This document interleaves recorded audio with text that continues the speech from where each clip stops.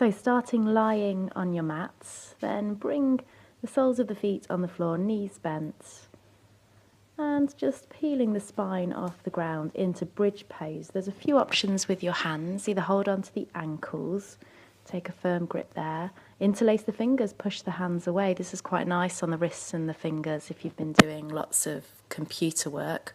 Or you can support the lower back in order to create more of a curve in the lower back, more openness in the chest and the front of the body. And just watch as the tummy rises and falls as you breathe in and out. So the hands then come down, and notch by notch, just bring the spine all the way down to the ground, nice and smooth and slow. Move the feet so that they're about mat width apart. Breathe in and look to the right, and take both knees over to the left. And then use your left foot to just press further down on the right knee, and just breathe really deeply into the entire torso as the shoulders press further down into the ground. The knees come back up, and in breath takes your gaze to the left, and you take the knees over to the right. And it's the right foot now that presses down on the left knee, opening through the hips, breathing deeply into the torso and that left hip. A few breaths here to get the full benefit before bringing the knees all the way back to centre. The feet eventually come flat on the floor, and the feet are hip width apart. So the arms come down by your side, and the right foot comes onto the top of the left thigh.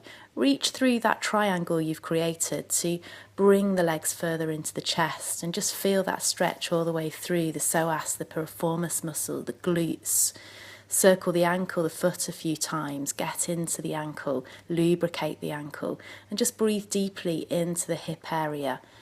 And then bring the legs down, and we do exactly the same on the other side, just easing the leg in slowly and feeling that stretch. Don't go further than the stretch. As soon as you feel the bite, just breathe into it and continue to breathe deeply as you release the stretch. So bringing the knees all the way into the chest now, straight into plough pose.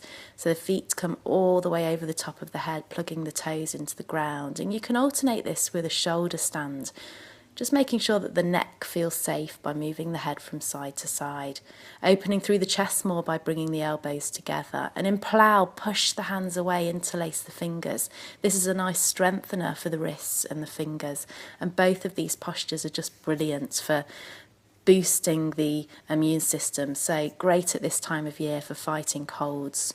So coming all the way up straight into a seated forward bend, and unlike when you go to the gym and the emphasis is on getting your head on your knees, just lengthen through the spine more, look ahead of the toes as you come down, and keep backing off as you breathe in, and as you exhale, melt further in the direction of the legs. And remember, it doesn't matter how close you get to the legs, we're just feeling the stretch and breathing into it, and eventually just uncurling, coming all the way down into a nice savasana, just resting, allowing the body just to melt into the mat, separating the feet, the legs, and allowing the palms to face the ceiling. Take a few long and deep breaths in through the nose and out through the mouth.